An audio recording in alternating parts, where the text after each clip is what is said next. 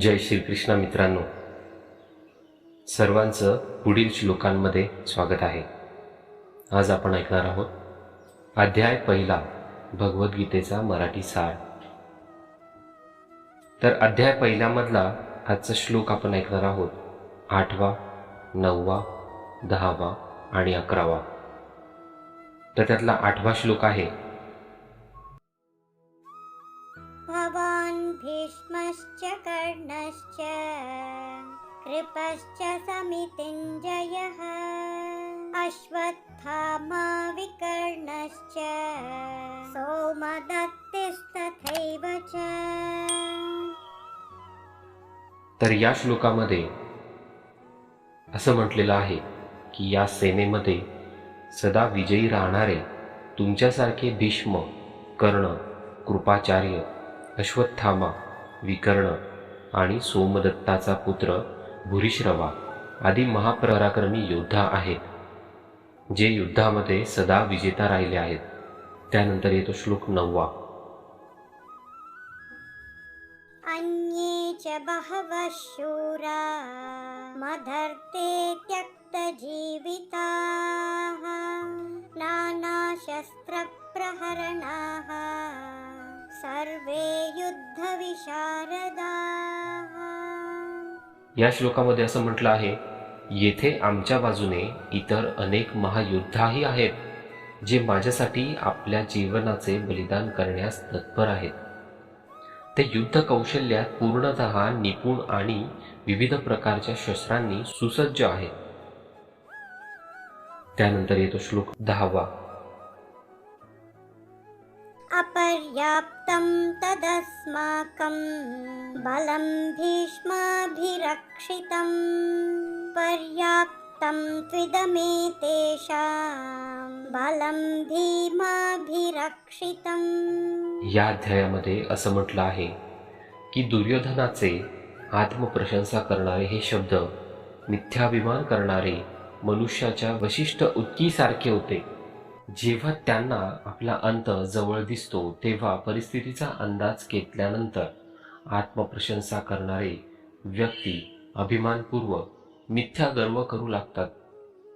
आपल्या भविष्याबद्दल अनर्थकारी व्यंगोक्ती दुर्योधनाच्या कथनकातून व्यक्त झाली, जेव्हा त्याने सांगितले की भीष्म पितामहाद्वारे संरक्षित त्याची शक्ती अमर्यादित होती. सोबतच पुढे असं म्हटलं आहे, भीष्म पितामह कौरव सैन्याचे प्रधान सेनापती होते. त्यांना इच्छा मृत्यू आणि आपल्या मृत्यूचा काळ निश्चित करण्याचा वरदान प्राप्त होतं. त्याने ते वास्तवात अजय म्हणून ओळखले जात होते. पांडव पक्षाची सेना भीमाच्या संरक्षणात होती, जो दुर्योधनाचा जन्मजात शत्रू होता. म्हणून दुर्योधनाने भीष्माच्या बरोबर भीमाच्या अल्पशक्तीची तुलना केली. भीष्म कौरव आणि पांडवांचे पितामह होते आणि ते वस्तुतः दोन्ही पक्षाचे कल्याण करू इच्छित होते.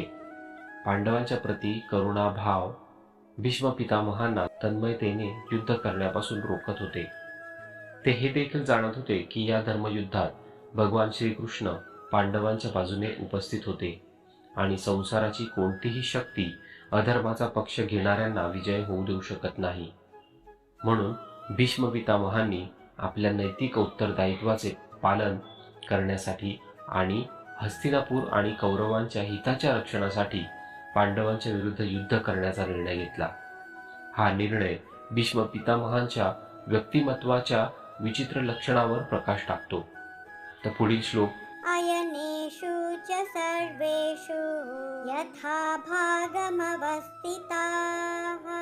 भीष्ममेवाभिरक्षन्तु भवन्तः सर्व एव हि. तर दुर्योधनाला हे समजले होते की भीष्म पितामह मानसिक दृष्ट्या पांडवांच्या विरुद्ध आक्रमक होऊन युद्ध लढण्यास इच्छुक नाहीत, ज्या कारणामुळे ते सैनिकांना वीरता आणि उत्साहाने युद्ध करण्यास प्रेरित करणार नाहीत. म्हणून त्याने आपल्या सैन्याच्या इतर सेना नायकांना आपल्या आपल्या स्थितीवर अडीग राहण्याच्या बरोबरच चारही बाजूनी भीष्म पितामहांची सुरक्षा करण्याचाही सल्ला दिला.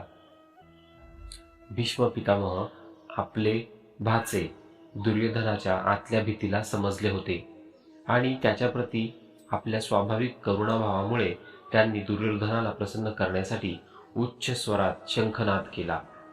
यद्यपि ते जाणत होते की दुसऱ्या पक्षात पांडवांच्या सैन्यात स्वयं परम पुरुषोत्तम भगवान श्रीकृष्ण उपस्थित असल्याने दुर्योधन कोणत्याही परिस्थितीत युद्धात विजय प्राप्त करू शकत नाही, तरीही भीष्म आपल्या भतीजेला भाच्याला हे सांगू इच्छित होते की ते युद्ध करण्याच्या आपल्या दायित्वाचे भली मोठ्या प्रमाणे पालन करतील आणि या संबंधात कोणत्याही प्रकारची शिथिलता दाखवणार नाही. यावेळी प्रचलित युद्धाच्या नियमानुसार शंखनाद करून युद्धाचे उद्घाटन केले जात असे. पुढे ऐकूयात आपण पुढील भाग. जय श्रीकृष्ण.